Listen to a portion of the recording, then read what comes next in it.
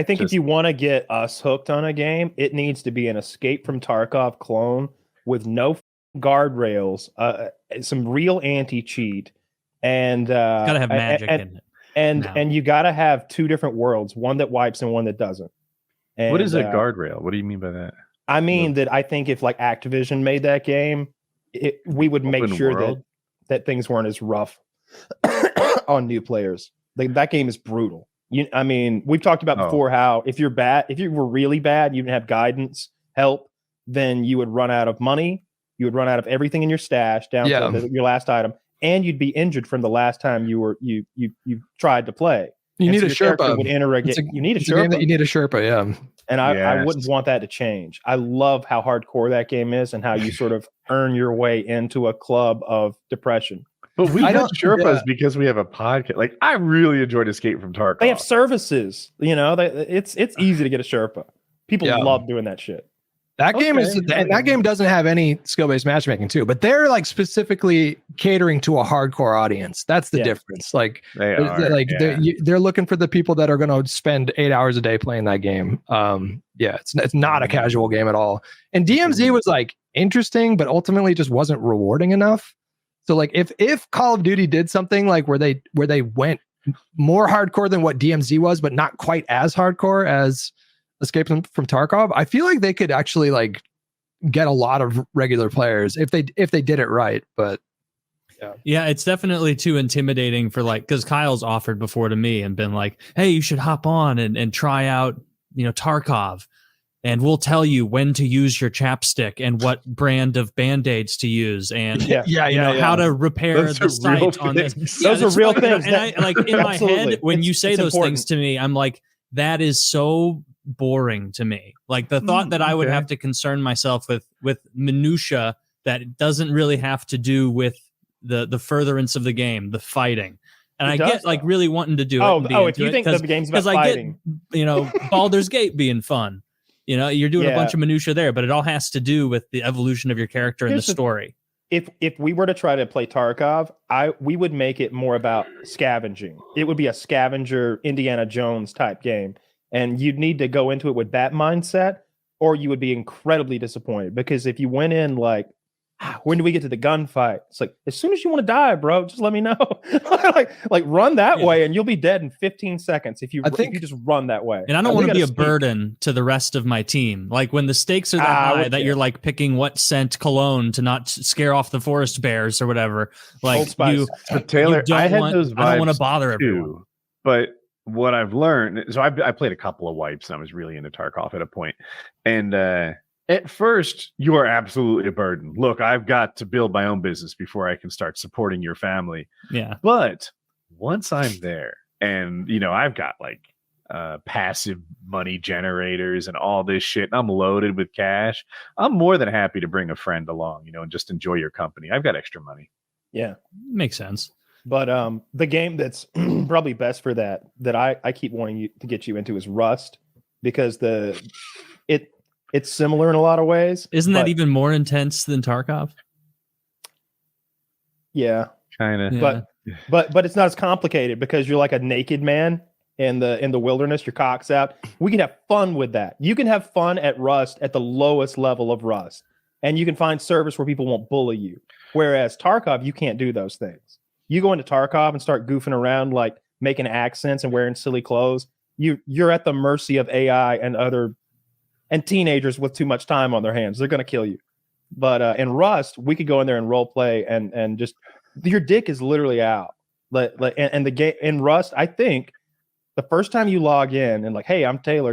I bought Rust. It's like, here's your character forever, Taylor. She's a woman with weird tits and a small, short cropped afro, and you're like, damn. And that's forever. I'm always going to be that Asian man. I like that. That's pretty funny. I'm an Asian man, forever. And he used to have a big dick, but I swear to God, there was an update where they like made all the dicks closer to some sort of median.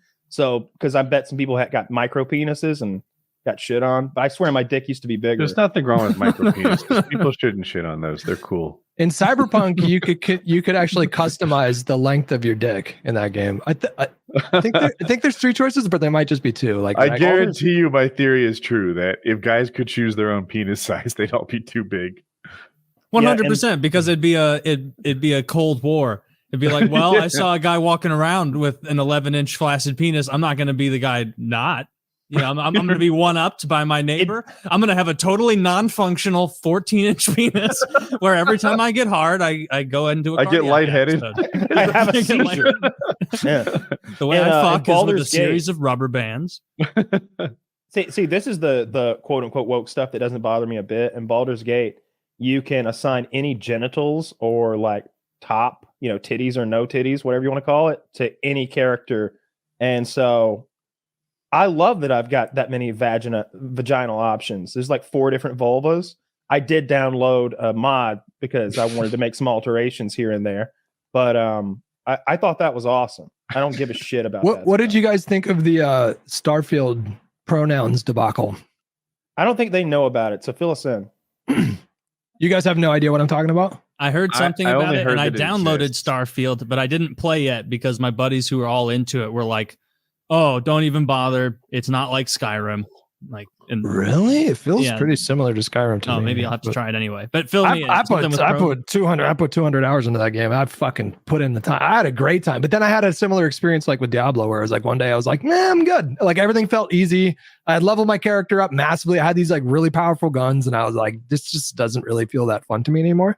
But in that game, when you're doing the character customization, you choose like a male or a female like body type or whatever, and then when it goes to your name, there is an option to customize your pronouns, and it defaults to the cis option. So like if you pick a male, it'll default to he him. If you pick a female, it'll default to she her. So like if you want to engage in that system, you have to like it doesn't force you to like choose a pronoun or whatever.